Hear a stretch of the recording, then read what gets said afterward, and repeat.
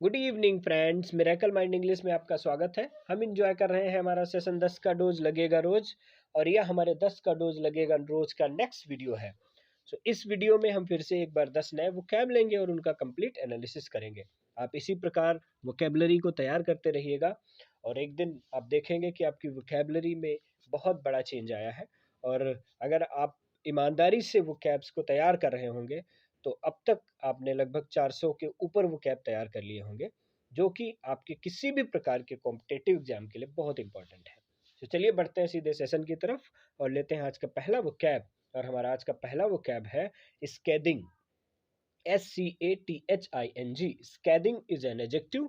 स्कैदिंग एक एडजेक्टिव होता है and it's meaning is severely critical. बहुत ही गंभीर। जब कोई भी चीज की स्थिति बहुत ही गंभीर हो जाती है तो वहां पर यूज करते हैं स्कैदिंग। हिंदी में बोलते हैं तीखा, या आप कह सकते हैं बदतर या हानिकारक। तीखा, बदतर और हानिकारक जो है वो स्कैदिंग का हिंदी हो जाता है। इसके सिनोनिम होते हैं devastating, blistering and acrid. Devastating, blistering and acrid जो है वो स्कैदिंग का सिनोनिम होता है। हम इसे सेंटेंस में समझेंगे। He made a scathing attack on the statement. He made a scathing attack. उसने एक तीखा अटैक कर दिया ऑन द स्टेटमेंट, मीन्स जो स्टेटमेंट दिया गया था उस पर। स्टेटमेंट पर उसने तीखा अटैक किया, तीखा आक्रमण किया। बढ़ेंगे आगे, लेंगे हमारा अगला वोकैब और हमारा अगला वोकैब है gist. GIST, gist. Gist is a noun. Gist एक नाउन होता है and it's meaning is the substance और इसेंस ऑफ अ स्पीच और टेक्स्ट। मीन्स किसी स्पीच या टेक्स्ट का जो सब्सटेंस होता है या इसेंस होता है उसको बोलते हैं जिस्ट। हिंदी में कहेंगे सार, या आप कहेंगे निष्कर्ष, या आप कहेंगे भाव। मीन्स कोई भी टेक्स्ट है या किसी के द्वारा बोली गई कोई स्पीच है तो उसका जो निष्कर्ष निकल करके आता है उसे बोला जाता है जिस्ट। इसके सिनोनिम हो जाते हैं इसेंस, या आप कहेंगे सेंट्रल आइडिया, या आप कह सकते हैं समरी। इसेंस, सेंट्रल आइडिया और समरी जो है वो जिस्ट का सिनोनिम हो जाता है। हम इसे सेंटेंस में समझेंगे। Please right the gist of the paragraph in not more than 50 words. Please right the gist of the paragraph. Paragraph का सार लिखिएगा, नॉट मोर देन 50 वर्ड्स, 50 शब्दों से ज्यादा में नहीं।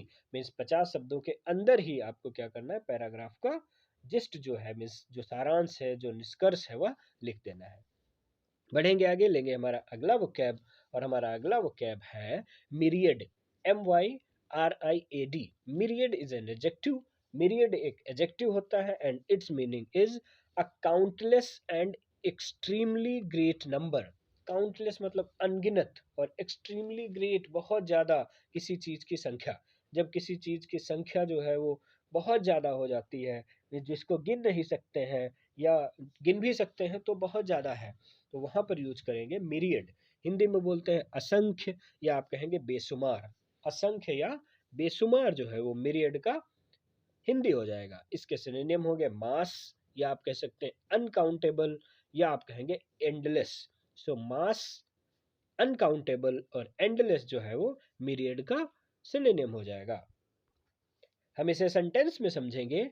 दे offered no solution for all our myriad problems. They offered no solution, उन्होंने कोई भी सोल्यूशन नहीं दिया, कोई भी जो उन्होंने समाधान नहीं दिया हमारी अनगिनत समस्याओं का।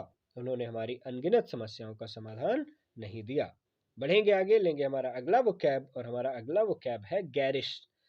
GARISH, garish.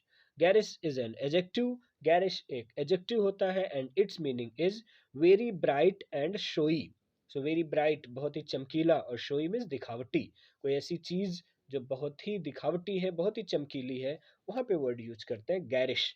हिंदी में कहते हैं भड़कीला, या आप कहेंगे दिखावटी। भड़कीला या दिखावटी गैरिश का हिंदी हो जाएगा। इसके सिनोनिम होंगे गाउडी, या आप बोलेंगे गॉर्जियस, या आप कह सकते हैं mock. Goudie, gorgeous and mock जो है वो गैरिश का सिनोनिम हो जाएगा। हम इसे सेंटेंस में समझेंगे। She wears garish clothes which doesn't suit her. She wears garish clothes, वह भड़कीले कपड़े पहनती है, विच डजन सूट हर, जो उसे सूट नहीं कर सकते हैं, करते हैं। मीन्स वह भड़कीले कपड़े पहनती है जो उसे सूट नहीं करते हैं, उसे अच्छे नहीं लगते हैं। बढ़ेंगे आगे, लेंगे हमारा अगला वोकैब और हमारा अगला वोकैब है travail. Travail, TRAVAIL। Travail is a noun. Travail एक नाउन होता है and it's meaning is painful और लेबोरियस एफर्ट। मीन्स बहुत ही मेहनत से भरा हुआ एफर्ट या कोई दुख देने वाला, पेनफुल तकलीफ देने वाला एफर्ट। मीन्स कोई तकलीफ देने वाला या बहुत ही मेहनत मांगने वाला जो एफर्ट है उसके लिए बोलते हैं ट्रवेल। हिंदी में कहते हैं कष्टपूर्ण, या आप कह सकते हैं कड़ा परिश्रम। सो ट्रवेल का हिंदी हो जाएगा कष्टपूर्ण या कड़ा परिश्रम। इसके सरनेम हो जाएंगे ऑर्डियल, ORDEAL। ऑर्डील हम लोग पीछे वर्ड पढ़ चुके हैं। ऑर्डील, ऑर्डील का मतलब होता है अग्नि परीक्षा, मतलब बहुत कठिन काम। या आप कहेंगे ट्रायल, या आप कहेंगे ट्रबल। सो ऑर्डील, ट्रायल और ट्रबल जो है वो ट्रवेल का सिनोनिम हो जाएगा। हम इसे सेंटेंस में समझेंगे। He gave an advice to those who wish to save great sorrow and travail। He gave an advice, उसने एक सलाह दी उन लोगों को जो चाहते हैं, जो नहीं चाहते हैं, मीन्स बचना चाहते हैं, ग्रेट सॉरो एंड ट्रवेल, बहुत ही दुख से और कड़े परिश्रम से। जो कड़े परिश्रम और तकलीफ से बचना चाहते हैं उनको उसने एक एडवाइस दी। सो बढ़ेंगे आगे, लेंगे हमारा अगला वोकैब और हमारा अगला वोकैब है gait. GAIT, gait. Gait is a noun. Gait एक नाउन होता है and it's meaning is manner of walking, चलने का तरीका। हिंदी में बोलते हैं चाल या गति, आप कह सकते हैं चाल ढाल। सो गेट का मतलब हो गया चाल ढाल। सो इसके सिनोनिम हो जाएंगे मूवमेंट, मोशन या पेस। सो मूवमेंट, मोशन और पेस जो है वो गेट का सिनोनिम हो जाएगा। सो हम इसे सेंटेंस में समझेंगे। Her gait is graceful. So her means उसका, गेट मीन्स चाल ढाल, इज ग्रेसफुल, बहुत ही ग्रेसफुल है। बढ़ेंगे आगे, लेंगे हमारा अगला वोकैब और हमारा अगला वोकैब है acclimate. ACCLIMATE। Acclimate is a verb. Acclimate एक वर्ब होता है and it's meaning is to adopt a new temperature, climate, environment और सिचुएशन। अडॉप्ट मीन्स ग्रहण करना, समझना। न्यू टेम्परेचर नया तापमान, क्लाइमेट इन्वायरमेंट या किसी सिचुएशन को, मीन्स किसी नई सिचुएशन को, किसी नए वातावरण को, किसी नए पर्यावरण को जब कोई अडॉप्ट करता है तो वहां पर यूज करते हैं अक्लाइमेट। सो इसका हिंदी होता है अभ्यस्त होना, या आप कहते हैं अनुकूलित होना। सो अभ्यस्त होना और अनुकूलित होना अक्लाइमेट का हिंदी हो जाएगा। इसके सिनोनिम होंगे। हम इसे सेंटेंस में समझेंगे। How much time does she need to acclimate. How much time does she need, उसे कितना समय लगता है, टू अक्लाइमेट मीन्स अभ्यस्त होने में, उसे अभ्यस्त होने में कितना समय लगता है। बढ़ेंगे आगे, लेंगे हमारा अगला वोकैब और हमारा अगला वोकैब है ghastly. GHASTLY। GHASTLY, ghastly is an adjective. Ghastly एक एडजेक्टिव होता है and it's meaning is extremely unwell, पूरी तरीके से, मीन्स बहुत बुरी तरीके से बुरा होना, भयंकर रूप से। आप हिंदी में कहेंगे भयंकर रूप से, या आप कहेंगे भयानक, या आप कह सकते हैं खौफनाक। तो भयानक, खौफनाक या भयंकर रूप से घासली का हिंदी हो जाएगा। सो घास। सो हम इसके सिनोनिम्स देखते हैं। सिनोनिम होंगे horrible, fearful and frightful। So horrible, fearful and frightful जो है वो गास्ली का सिनोनिम हो जाएगा। सो हम इसे सेंटेंस में समझेंगे।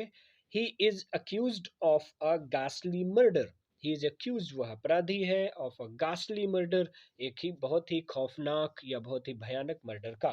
सो वह बहुत ही भयानक मर्डर का अपराधी है। बढ़ेंगे आगे, लेंगे हमारा अगला वोकैब और हमारा अगला वोकैब है efface. EFFACE। Efface is a verb. Efface एक वर्ब होता है and it's meaning is erase from a surface, मिटा देना किसी सतह से।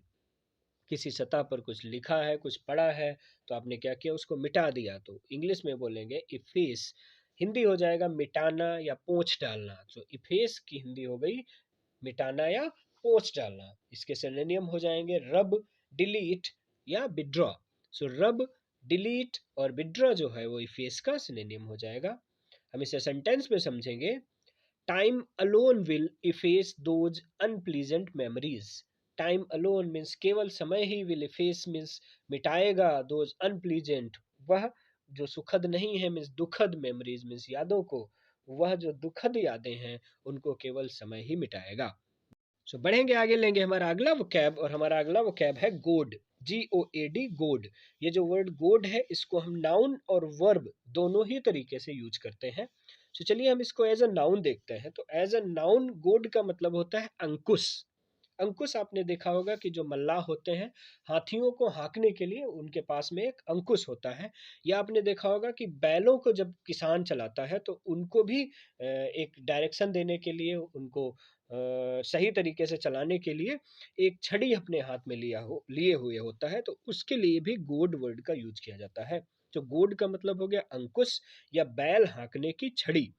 तो अगर आप इसके सिनोनिम देखेंगे तो हो जाएगा कंट्रोल, या आप कह सकते हैं प्रॉड।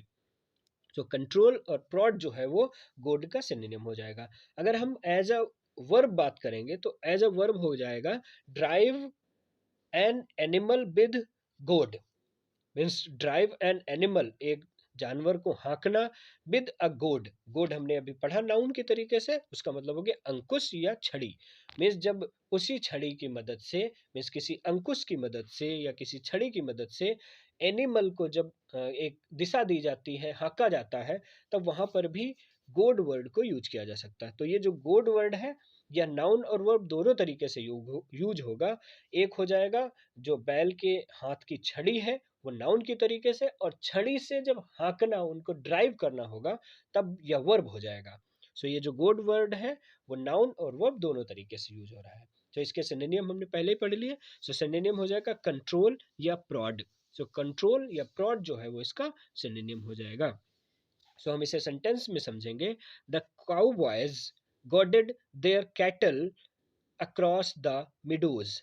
So thanks for watching this video. Keep learning, keep enjoying और बने रहें हमारे साथ मेरे कल माइंड इंग्लिश में।